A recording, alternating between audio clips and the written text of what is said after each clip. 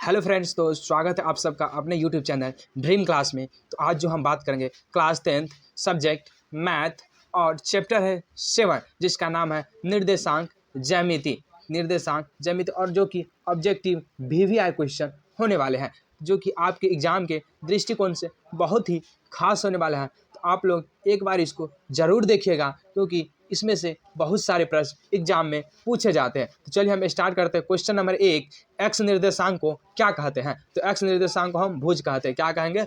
भुज। X निर्देशांक को क्या कहते हैं? भुज। फिर सवाल नंबर 2, क्या कह रहा?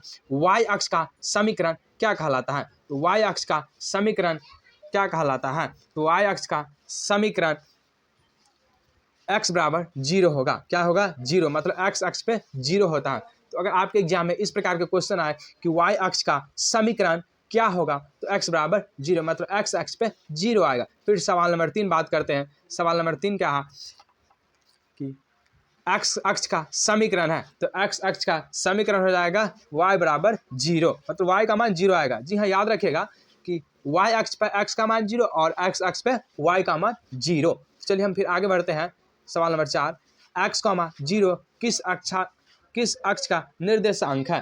किस अक्ष का निर्देशांक है? तो x अक्ष का। किस अक्ष का हो जाएगा? x अक्ष का। इसका राइट आंसर ए हो जाएगा, ए। अगर पूछे एग्जाम में x, 0 किस अक्ष का निर्देशांक है, तो y अक्ष का। किस अक्ष का? y अक्ष का।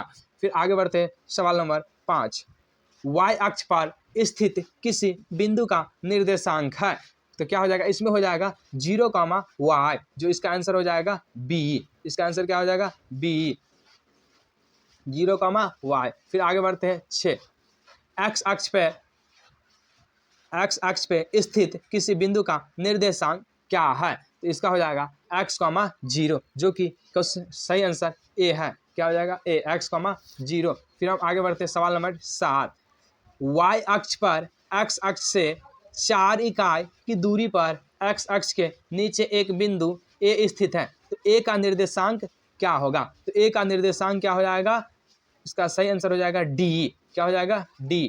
चलिए हम बात करते हैं D, 0, 4, 0, 4। चलिए हम फिर आगे बढ़ते हैं। सवाल नंबर 8,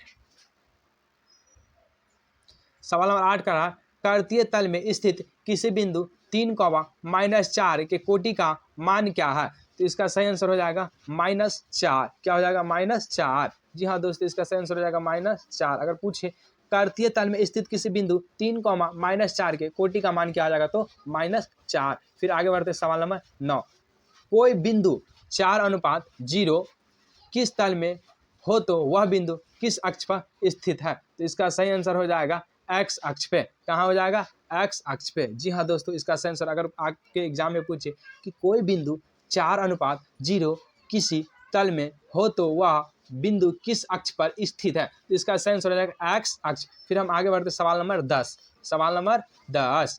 बिंदु 4, 3 किस पाद में है? किस पाद में हो जाएगा? तो इसका सही आंसर हो जाएगा प्रथम पाद। क्या हो जाएगा? प्रथम पाद। जी हाँ दोस्तों, 4, 3 प्रथम पाद में आता है।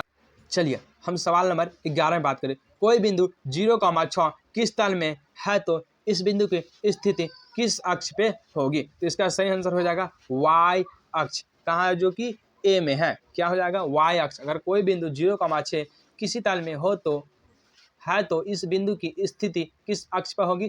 तो y अक्ष। चलिए हम फिर आगे बढ़ते हैं। 12, किसी बिंदु की x अक्ष से दूरी उस बिंदु का कहलाता है। क्या कहलाती है? तो इसका सही आंसर हो जाएगा कोटि, जो कि बी में है। कोटि। किसी बिंदु की x अक्ष से दूरी उस बिंदु का क्या कहलाएगा? कोटि। इसको याद रखिएगा।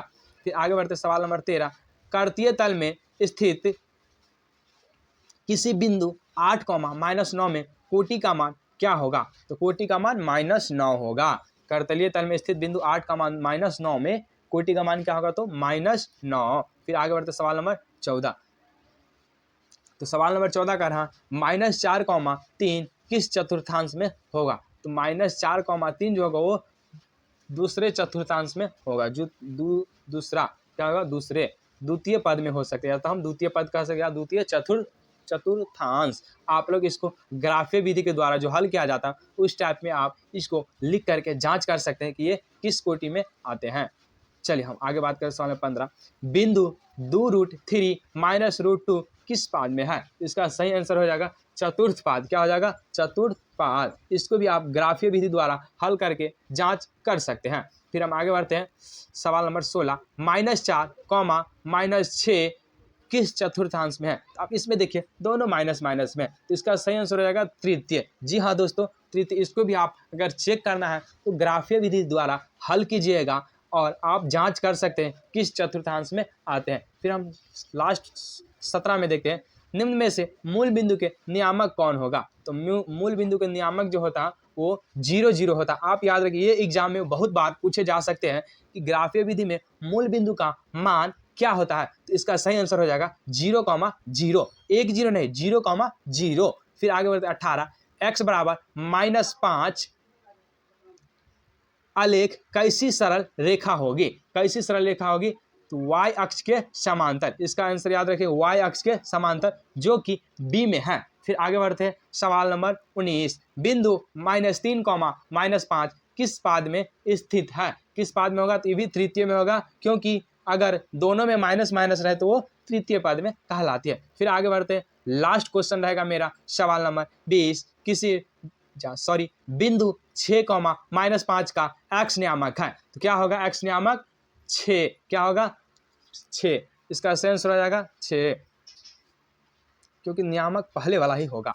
ठीक है, तो अब यही लास्ट क्वेश्चन था सवाल नंबर 20। तो आप एक बार वीडियो जरूर देख करके बताइएगा कि आपको कैसी लगे वीडियो, और इसको याद जरूर रखिएगा, क्योंकि एग्जाम में इसमें से बहुत क्वेश्चन पूछे जाते हैं और 10th का VVI क्वेश्चन है, जो कि आपको एग्जाम 2024 बिहार बोर्ड में बहुत ही काम आ सकते हैं।